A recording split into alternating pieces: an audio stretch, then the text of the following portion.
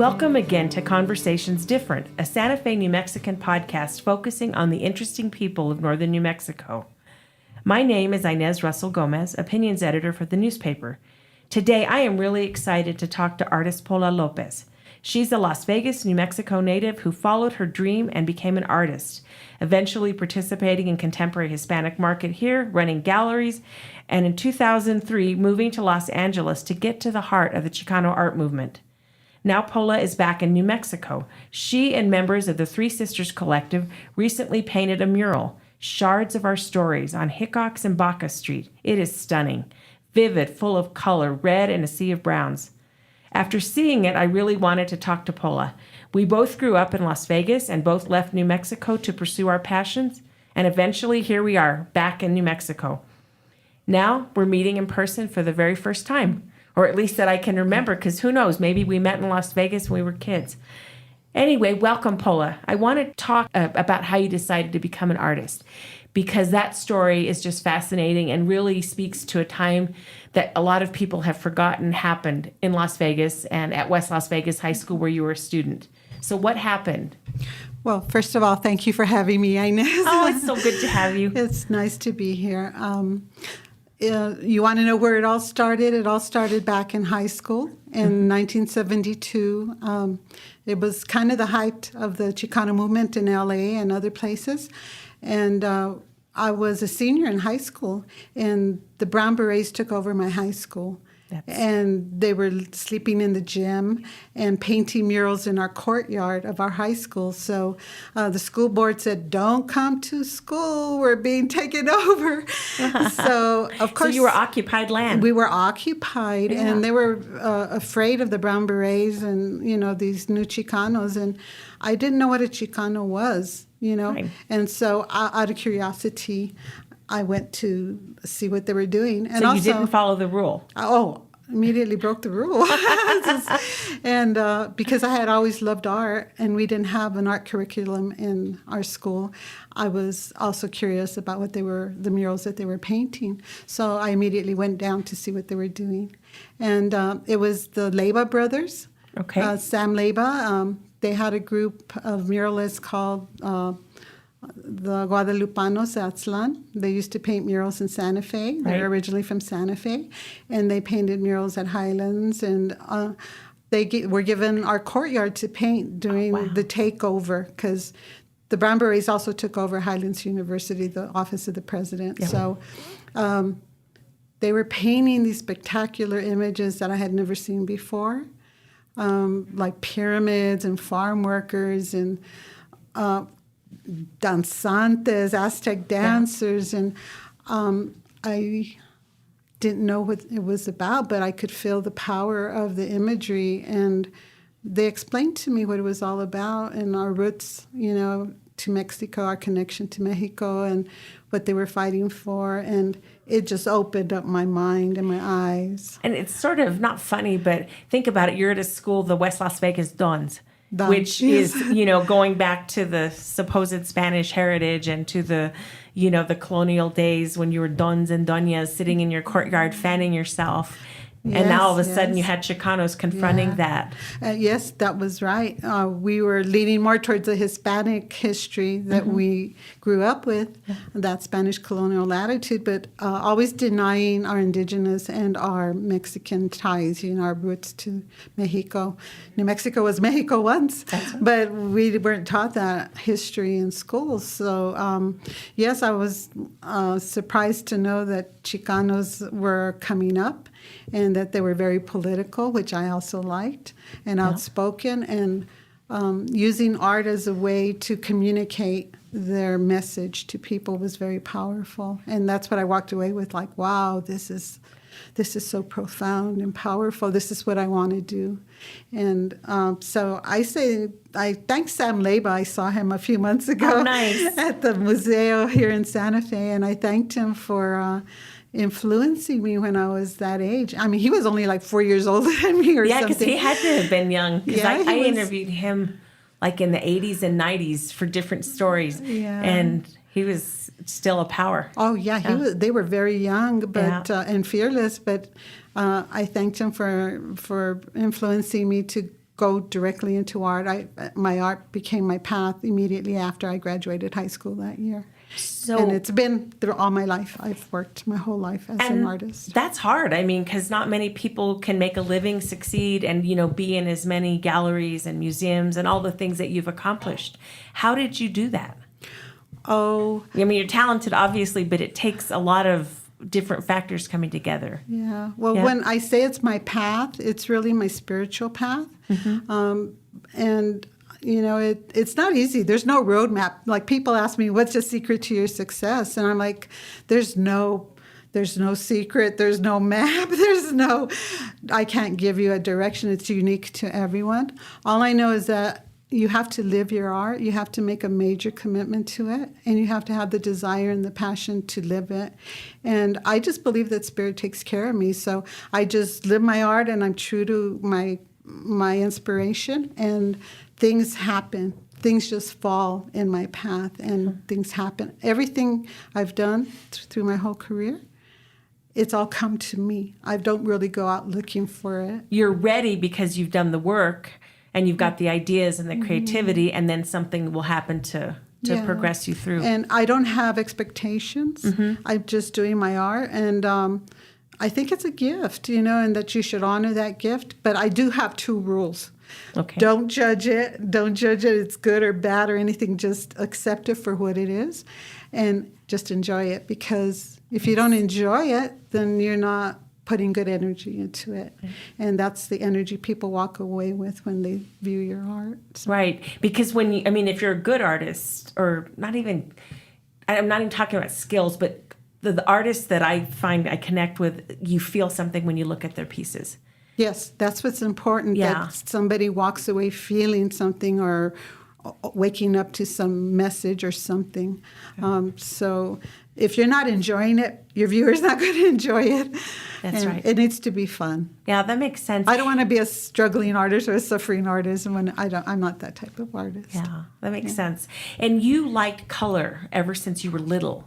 And I love this story about you're in the corner in kindergarten because you read so well, and you were supposed to color a bird.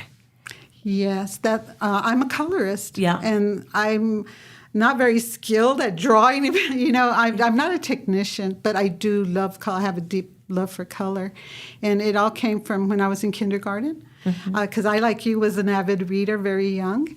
And my mother taught me how to read at a very young age. So I was reading 3rd grade level in kindergarten. Nice. So my teacher would put me in the corner to paint with tempera paints while she taught the alphabet and stuff. So my mother thought, oh, how cute. I'll buy her a little artistic beret and a little smock, and she'll be a little artista and everything. And so I'd be over there in my little smock and my beret. And one day my teacher gave me a printout, a mimeograph, and it said, I'm a bluebird, paint me blue. Oh, nice. Well, here comes the Chicana, says, I like red. I'm going to paint it red. So I painted it red, and before I knew it, I had painted the table and my body. I painted the floor. Everything was full of red because I heard the color and I felt the color. I got absorbed into the color. Nice. And I just got lost in it. And before I knew it, I look up and my teacher's screaming at me, you made a mess. You will never paint again and everything. And I was just like, oh, I see her mouth moving. And I could just go like, wow, wow, wow, wow. It was like you were on Peanuts and then the parents. I was in another world. And wow. Then, so she never let me paint again. And she put me in the corner to stare out the big windows at our schoolhouse. And I then thought, well, if that's what red sounds like, what does blue sound like the sky? So I'd start the sky till I could hear it. And then I realized that I had this condition where I could hear color. Nice. It's called synesthesia.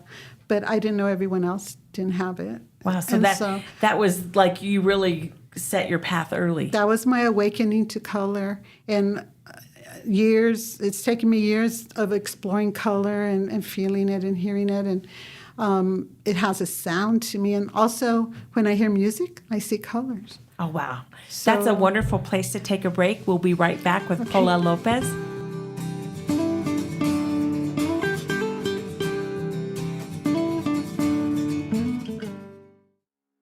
Thanks, Inez. This is Patrick Dorsey, publisher of the Santa Fe New Mexican. We hope you're enjoying this episode of Conversations Different with Inez Russell Gomez. Great local content is only possible with a talented staff dedicated to bringing you the best local content possible.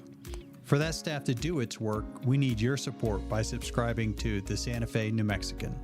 If you're already a subscriber, thank you. And if not, there's never been a better time to subscribe. In addition to our home-delivered newspaper that comes with full digital access, we also provide digital-only subscriptions for SantaFeNewMexican.com. We'll also be releasing more online-only audio and video programming moving forward. The Santa Fe New Mexican has been here for nearly 175 years, and we want to continue being your source for local news and information. Visit us at SantaFeNewMexican.com/subscribe or call us at 505-986-3010. Thank you. It's a new day in New Mexico, and the doors to boundless opportunity are open as tens of thousands of New Mexicans reach higher to pursue a dream, broaden their horizons, and retrain for a better job. With the New Mexico Lottery and Opportunity Scholarships, you could build yourself a better future anywhere in the state. You put in the hard work, we'll help with the costs. For eligibility details, visit reachhighernm.com.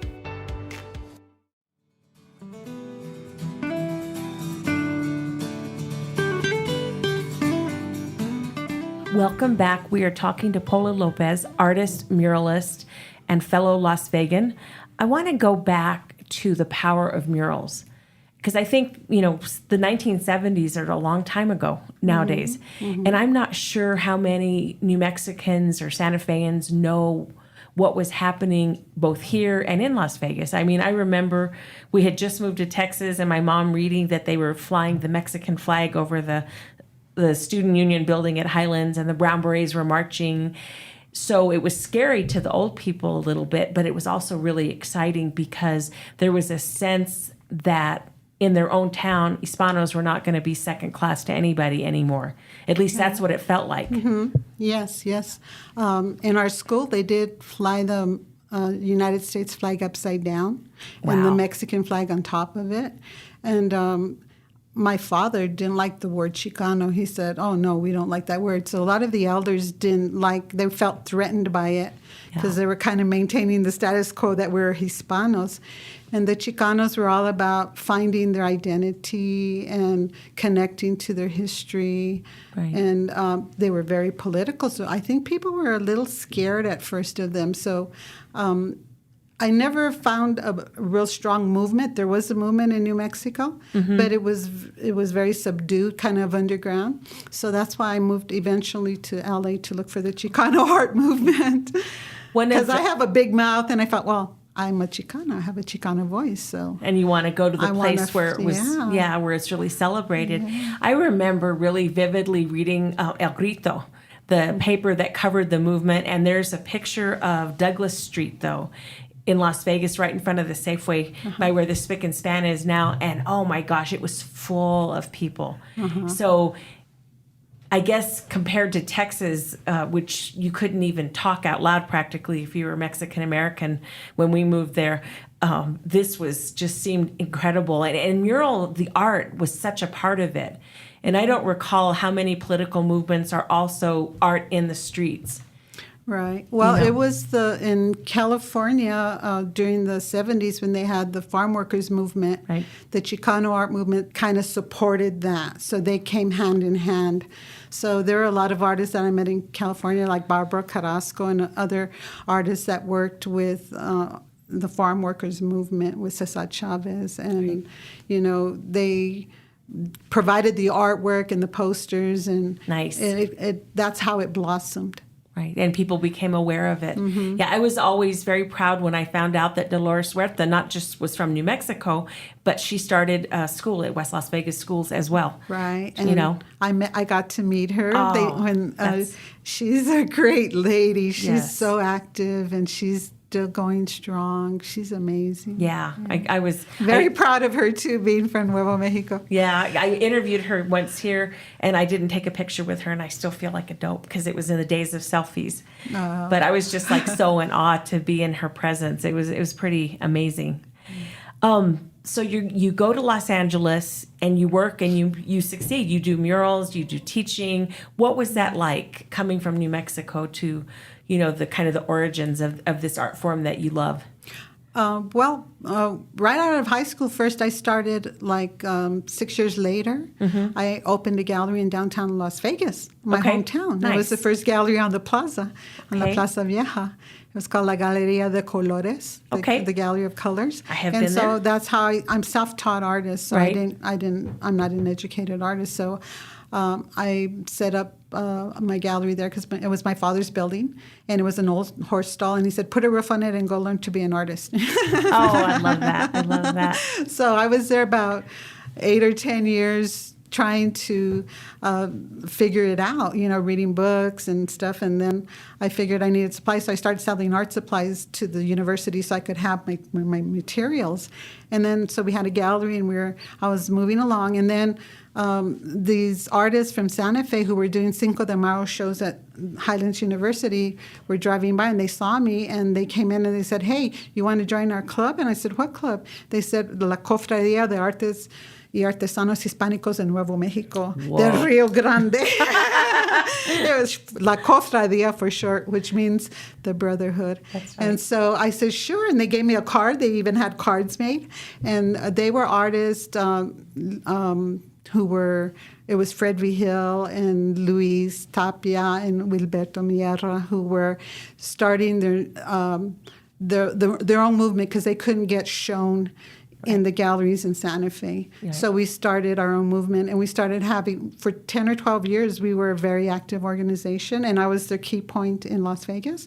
And we would gather all the communities like Santa Fe, Taos, Las Vegas, and all the surrounding, Española, and we would have shows, community shows, and we would have big events and stuff, and that's how we started to learn who we were and what we were and develop our art and create a market for it, because there was no market for it here. Right. There was a market for traditional art, but not contemporary art. And that's fascinating because here you are, your own town, you're a majority, mm-hmm. In the state, in your cities, and yet no one thinks what you're doing is interesting, and you have to show them that it really is and that it matters. Oh, yeah. We got a lot of attention. Then they gave us a show at the Fine Arts Museum here in Santa Fe, the first time they ever showed Hispanos. Yeah. And then Gene Autry took us to L.A. and gave us a show there. We opened a lot of doors. Yeah. But then we fizzled out. And at that point, I had moved to Taos, and I had an art supply store there for a few years. And then I moved to Santa Fe and had a studio downtown here in Santa Fe for a few years. And then 9/11 came, and things got weird. Yeah, and it was hard to make a living doing anything practically. It was really hard. I had a studio on San Francisco Street, and, so one day this curator from LA came into my studio and said, "Oh, wow, Chicano art, where else can I see it?" I said, "This is pretty much it." And he said, "Well, I'm doing an Atzlan show in Pomona. Will you come and participate? And you can stay with me and my wife, and I'll introduce you to all the top dog Chicanos in LA." And I'm like, I'm so there. I'm right there right now. So I went. And I went to this exhibit. He introduced me immediately to everyone, and I found my Chicano community, so I just came home, packed my stuff, and moved over there to LA. So one of the things you could have a third rule is seize opportunity. Like when you see it, you don't sit around and think, "Well, should I do that?" You just go. Yeah, don't judge it. Remember, I just go through every open door, and because I feel like Spirit leads me through that door, so I don't judge it. I just go. Yeah. So it's part of listening to that inner voice or the spirit, if it's an outer voice or whatever, but just really going with your gut when it happens. Yeah, going with your intuition and your heart. Yeah. Yeah. And so I went there, and I was there for 16 years in L.A., and I did meet all the top dog Chicano artists. I became part of the community, even though they're a little threatened by me because I was the outsider. Right. Like, what are you doing here? You know, how they're very, like, territorial. But they embraced me, and I was very successful there. I had 2 studio galleries and museum shows, and I then started teaching. Right. Which I didn't think I could teach art, but I was hired to teach with several not-for-profits, and I worked with kids at risk. And that's when we started doing murals. I started doing murals in the community and also with the kids in the probation camps and continuation high schools. And that art has a huge impact on them. Do you ever think about maybe you're someone's Sam Leba, that you're maybe changed lives? Oh, someone's Sam Leba? I don't know. I hope so. I don't think about that when I'm working with the kids or stuff. I'm just trying to teach them that art is medicine. I'm trying to help them because especially kids in those situations, they have no way of expressing themselves. And once they learn that they can express themselves through art, they get a confidence. Right. And it changes something within them, you know. And I tell them, I'm just telling you this because I know art is my medicine. Right. So, and it's a much more healthy way to express yourself than a fist fight or shooting somebody or doing drugs or whatever. Oh, it's like a meditation, you know. I agree. It's a good thing. Yeah. We'll take one more break and we'll be back with Pola Lopez in just a minute.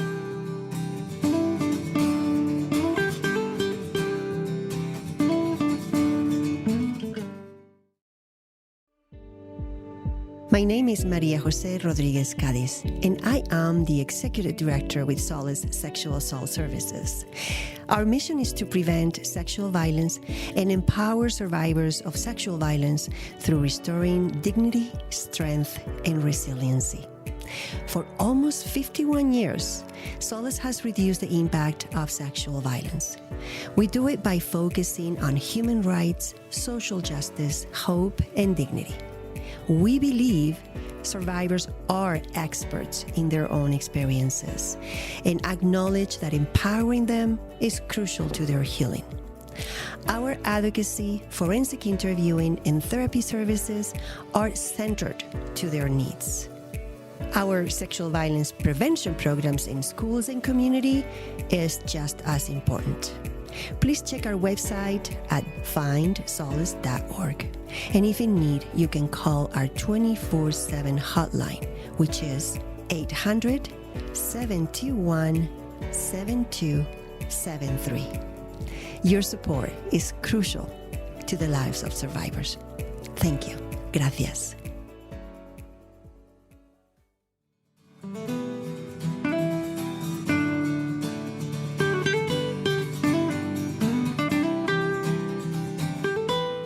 We are back at Conversations Different with artist Pola Lopez, who's talking about her time in Los Angeles, where she became an integral part of the Chicano art community, did murals, taught kids, and worked with at-risk youth in a way that probably changed their lives the way hers was changed back in high school.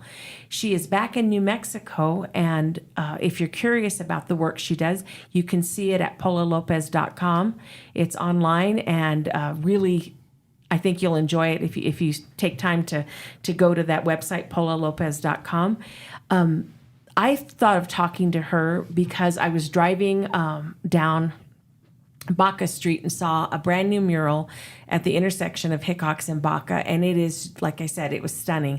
It's red, it's got the symbols of both the indigenous and the local Hispano culture and the probably the broader Hispano culture because the Guadalupe's in there. And I wanted to talk to the people involved. And as it turns out, because Santa Fe is a very small place, one of my niece, Autumn, is one of the 3 sisters, and she was doing it. And she says, no, but it's not really us. We're carrying it out, and we got the artist, but you got to talk to Pola Lopez. So here I am talking to Pola Lopez, and I'd like you to talk about that mural and just how brilliant it is and you know what people should look for when they see it. Okay, thank you.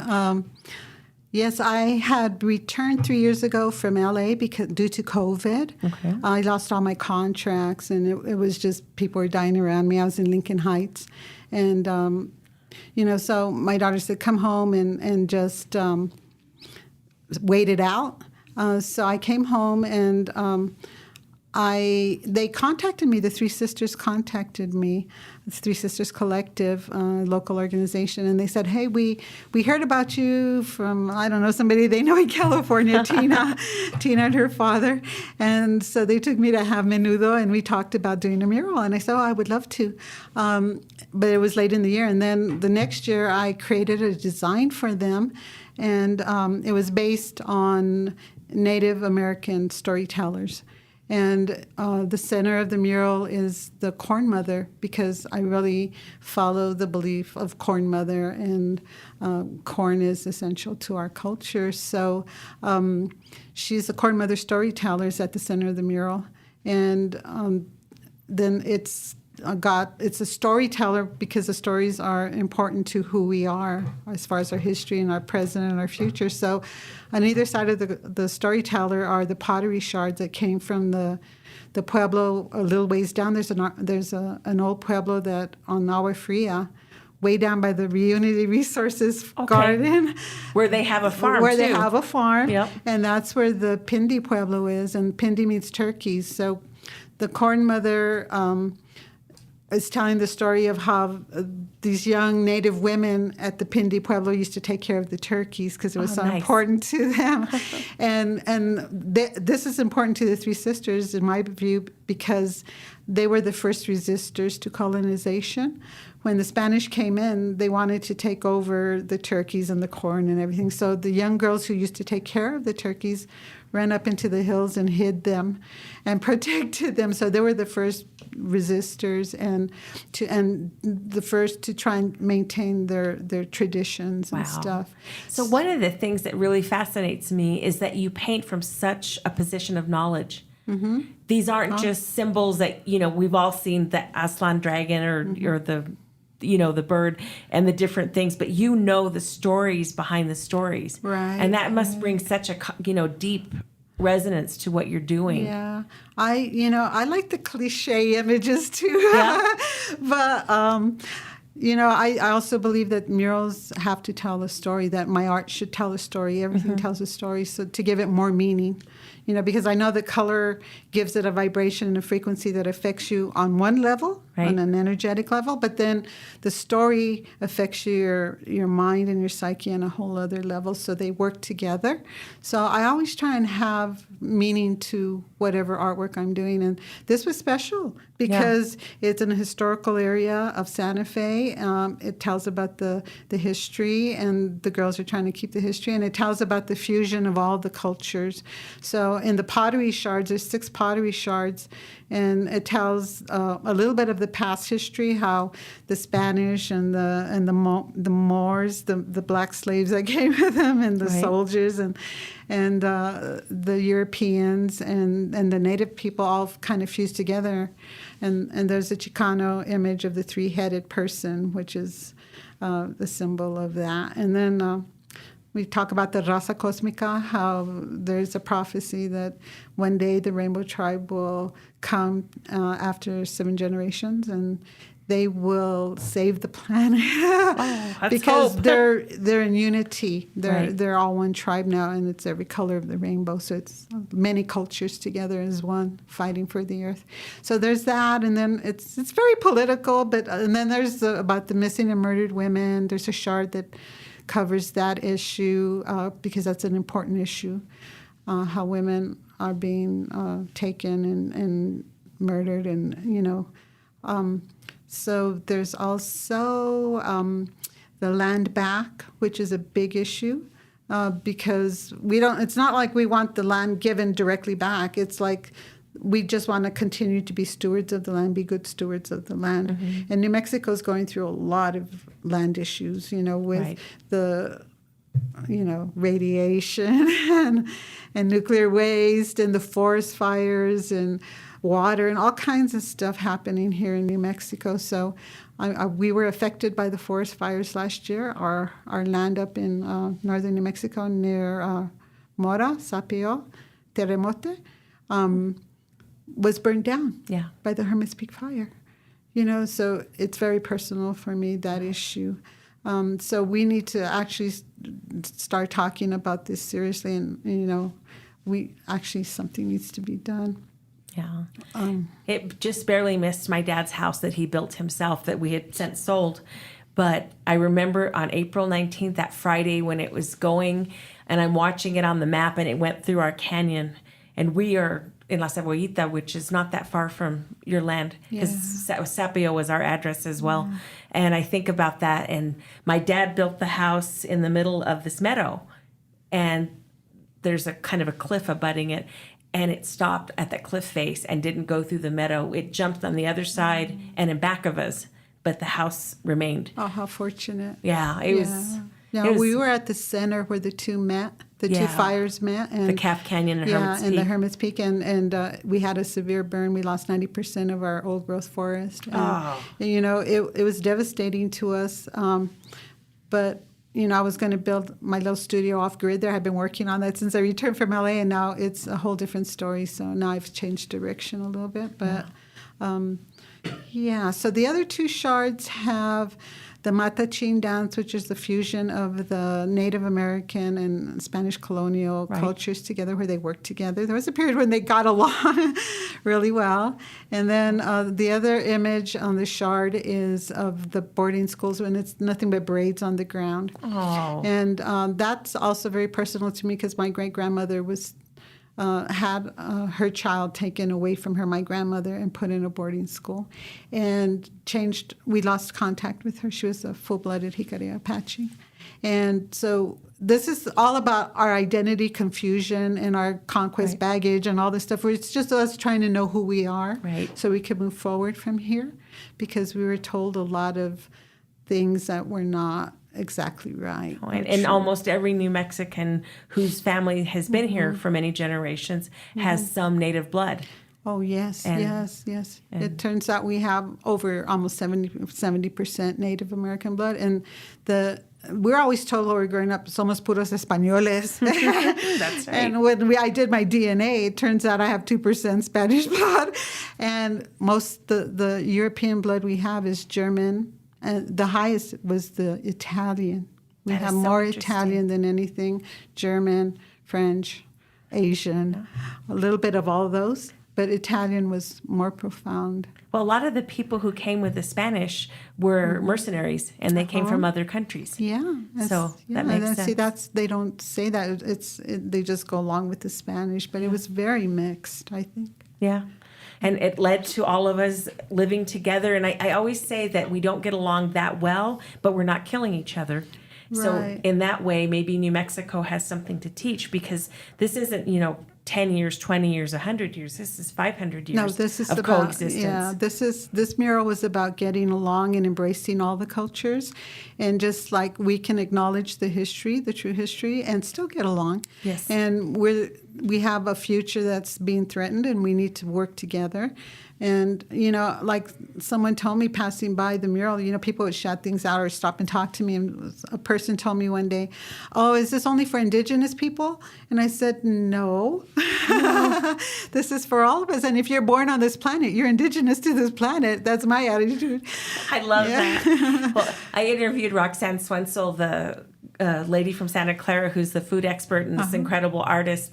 And I said, after 400 years, do we finally get to be indigenous? She goes, "Okay, yeah, you can eat our food too." And it reminds me again that we've been here together for a long, long time. Yeah. And if we can't figure out how to coexist, and you're right, to fight our common enemies and our common challenges, then we're all going to live a lesser life. Yeah. Grandfather Wallace Black Elk, his father wrote Black Elk Speaks. Right. I did a sweat lodge with him once, and he's the one who told me, he said, "Oh, sometimes my people get mad because I share the knowledge with everyone." He said, but he's the one that said, "We're all indigenous. I'll tell you a secret. We're all indigenous." I love it. I love it. So that's why I always say, because he taught me that. That's why I say that. Because I know, sometimes people want to protect their spiritual knowledge and hold on tight to what they have. But you can't do that. No. There's no unity in that. And, we need to reach out to each other. And that's what that mural was about. And the three sisters were great. Autumn she was there by my side. She was just burying out the heat and everything. And so I'm glad that I had the opportunity to create something for them that was hopefully meaningful. Yeah, it's special, and I hope everyone goes to see it. And the color's red. Yes. My color. I was going to say, you never quit liking It's red, like a did big you? stop sign, Yeah. and I told him, the energy of this mural is to get attention. Yeah. That's why it's red. That makes sense. And it's nice because people go too fast on that road. They So drive perhaps they too will fast. slow down and, enjoy the mural and not run over anybody. Yeah. We were scared when we were painting it that we were going to get run over, but no, we were safe, thank God. I can see that. Thank you so much, Pola. Thank I really you. appreciate Thank your time, you. and I've enjoyed so much talking to you. Oh, it was all my pleasure. Thank you. Thank you. Thank you. We'll be back next week with another Conversations Different. You can find us at the SantaFeNewMexican.com and wherever you get your podcasts. Thank you.